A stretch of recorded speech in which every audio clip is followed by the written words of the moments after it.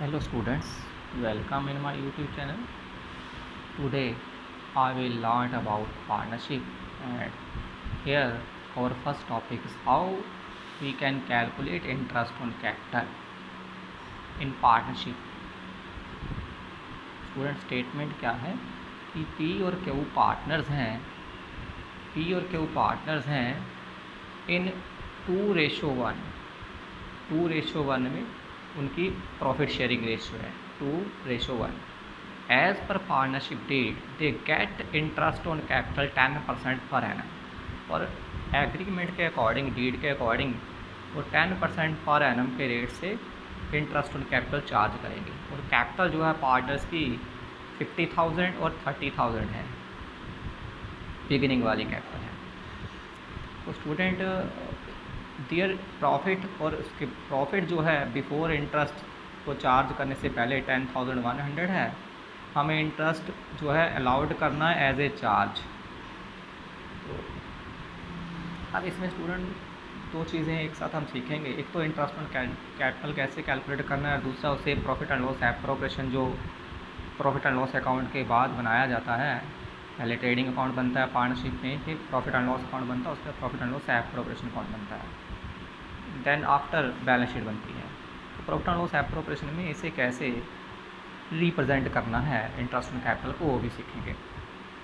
पहले कैलकुलेशन। अब स्टूडेंट यहाँ पार्टनर्स की कैपिटल जो है 50,000 और 30,000 पी और क्यू की गिवन है, और उसके बाद उन्होंने फर्दर कोई और कैपिटल इन्वेस्ट नहीं की है। तो इट मीन बिगिनिंग में इनकी कैपिटल है, इनकी उसके ऊपर सिंपल इंटरेस्ट रेट अप्लाई करके हम इंटरेस्ट चार्ज कर सकते हैं, जैसे सिंपली हम लोअर क्लासेस में सीखते थे अप टू जो है 10th क्लास तक। तो कैसे कैलकुलेट करना है, 50,000 पहले वर्किंग नोट बनाएंगे, calculation of interest on capital. Student ये वर्किंग नोट है, हमें नीचे बनाना है, profit and loss appropriation account का फॉर्मेट ऊपर बनाना है। तो calculation of interest on capital, तो ये लाइन नोट कर देंगे। उसके बाद पी का इंटरेस्ट ऑन कैपिटल कैलकुलेट करना है, तो पी की कैपिटल कितनी 50,000, इंटरेस्ट रेट कितना है 10%, मल्टीप्लाई 10/100 5,000 आ गया पी का इंटरेस्ट। सिमिलरली क्या होगी, कैपिटल 30,000 है, 30,000 इंटू 10% 3,000 आ गया। अब स्टूडेंट एक जो लिखा है interest is allowed as a charge, it mean interest जो है फर्म को पे करना ही पड़ेगा एज ए चार्ज। का मीनिंग है चाहे फर्म को प्रॉफिट की जगह लॉस क्यों ना हो जाए। जैसे यहाँ पे इंटरेस्ट प्रॉफिट जो है इंटरेस्ट से पहले 10,100 है, अगर यहाँ प्रॉफिट की जगह यहाँ लॉस केवल रहता तब भी इंटरेस्ट ऑन कैपिटल जो है हमें चार्ज करना पड़ता, हमें कैलकुलेट करके P&L एप्रोप्रिएशन अकाउंट में जो ये वाला है इसमें हमें पास करना पड़ता है। It mean interest is allowed as a charge अगर लिखा है तो हर हाल में आपको इंटरेस्ट ऑन कैपिटल जो है अलाउड करना ही पड़ेगा।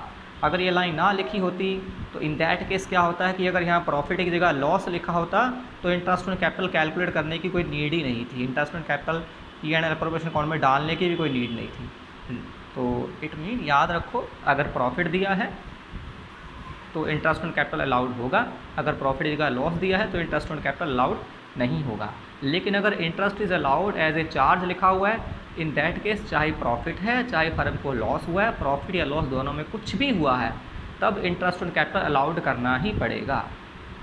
क्लियर है ना कि प्रॉफिट अगर फर्म जो है फर्म ने अकाउंटिंग ईयर के दौरान प्रॉफिट अर्न किया है तो इंटरेस्ट ऑन कैपिटल जो है अलाउड होगा। अगर लॉस हुआ है फर्म को अपने ऑपरेशन से इन दैट ईयर तो इंटरेस्ट ऑन कैपिटल अलाउड नहीं होगा, चार्ज नहीं किया जाएगा। लेकिन अगर ये लाइन मेंशन कर दी कि interest is allowed as a charge, की इंटरेस्ट अलाउड करना ही करना है, इसका मीनिंग है चाहे फर्म का लॉस ही क्यों ना हो जाए, तब हमें इंटरेस्ट ऑन कैपिटल हर हाल में कैलकुलेट करके एप्रोप्रिएशन अकाउंट में पास करना है। तो यहाँ इंटरेस्ट एज ए चार्ज लिखा है, इसलिए मैंने इंटरेस्ट ऑन कैपिटल कैलकुलेट कर लिया। उसके बाद फिर इसे हम कैसे जो है रिप्रेजेंट करेंगे, क्रेडिट साइड में प्रॉफिट जो 10,100 था वो मेंशन कर देंगे bye profit and loss account 10,100, और इंटरेस्ट ऑन कैपिटल दोनों पार्टनर का पी और क्यू का यहाँ मैं नोट कर देता हूँ। 10,100 में से 8,000 इंटरेस्ट ऑन कैपिटल माइनस हो गया, बाकी 2,100 प्रॉफिट बच गया। स्टूडेंट ने 2,100 प्रॉफिट है, वो इनकी जो प्रॉफिट शेयरिंग रेशो जो ऊपर स्टेटमेंट में मेंशन थी, दे शेयर प्रॉफिट इन 2:1 लिखा हुआ है वो लाइन में, उस रेशो में डिवाइड कर देते हैं। To profit and loss transfer to P के शेयर कितना होगा प्रॉफिट में से 2,100 मल्टीप्लाई 2/3 जो पी का रेशो है 1,400 आ गया। सिमिलरली क्या होगा 2,100 इंटू 1/3 700 क्यू का शेयर आ गया। तो इस तरह से हमें करना है। तो स्टूडेंट अब इंटरेस्ट ऑन कैपिटल के रिगार्डिंग एक और चीज़ आपको बता देता हूँ। इसमें तो सिंपल था कि पी और क्यू ने बस ओनली बिगिनिंग में कैपिटल इन्वेस्ट की थी, लेकिन अगर इसके बाद भी पी और क्यू जो है ड्यूरिंग द अकाउंटिंग ईयर दोबारा फिर से कैपिटल इन्वेस्ट करते हैं या कैपिटल में से कुछ अमाउंट विड्रॉ कर लेते हैं, तो हमें मंथ काउंट करके इंटरेस्ट ऑन कैपिटल कैलकुलेट करना है कि हाँ जी वो जो बिगिनिंग वाली कैपिटल है वो कब तक वो अमाउंट स्टेबल रही, दोबारा कब उसने दोबारा इन्वेस्टमेंट की है, वहाँ तक उसके मंथ काउंट करके इंटरेस्ट ऑन कैपिटल कैलकुलेट करना है। तो ये ध्यान रखना है। ये सम नंबर 18 था आपकी बुक में। अब इसका सेकंड पार्ट अभी है। इसमें तो 10,100 कहा था ना अगर प्रॉफिट हुआ हो, लेकिन अगर वो कह रहे हैं कि 10,100 की जगह अगर फर्म ने 7,100 प्रॉफिट अर्न किया है तो कैसे करोगे आप। अगर 10,100 की जगह फर्म ने 7,100 प्रॉफिट अर्न किया है तो कैसे आप इंटरेस्ट ऑन कैपिटल तो इसका आप कैसे ट्रीटमेंट करोगे, ये हमें यहाँ एक्सप्लेन करना है। तो इसके लिए हम क्या करेंगे, हम फिर से एक पीएनएल एप्रोप्रिएशन अकाउंट बनाएंगे, उसी तरह से पीएनएल एप्रोप्रिएशन अकाउंट बनाएंगे और क्रेडिट साइड में by PNL profit and loss account amount note करेंगे 7,100 और 2 इंटरेस्ट ऑन कैपिटल, वो interest on capital transfer to लिखेंगे, कैपिटल यहाँ लिख देता हूँ मैं, ट्रांसफ़र टू। उसके बाद पी का इंटरेस्ट था अपना स्टूडेंट ये 5,000, क्यू का था 3,000, ये मैं यहाँ नोट करता हूँ। पी और क्यू का इंटरेस्ट 5,000 और क्यू का 3,000, दोनों का एग्रीगेट जो है वो 8,000 यहाँ पास कर देते हैं आप स्टूडेंट। देखो प्रॉफिट 7,100 है और इंटरेस्ट का चार्ज 8,000 है। अब एक्सीड कर गया है हमारा एक्सपेंस जो है फर्म के लिए, क्योंकि इंटरेस्ट ऑन कैपिटल एक एक्सपेंस है, तो ये प्रॉफिट से ओवर हो गया, तो इन दैट केस ये लॉस बन जाएगा। तो लॉस बन जाएगा तो कैसे ट्रीटमेंट करना होगा हमें, 8,7,100 में से माइनस करेंगे, 8,7,100 में से माइनस करेंगे तो अपना अमाउंट स्टूडेंट जो है बैलेंस बचेगा 900 बैलेंस बचेगा।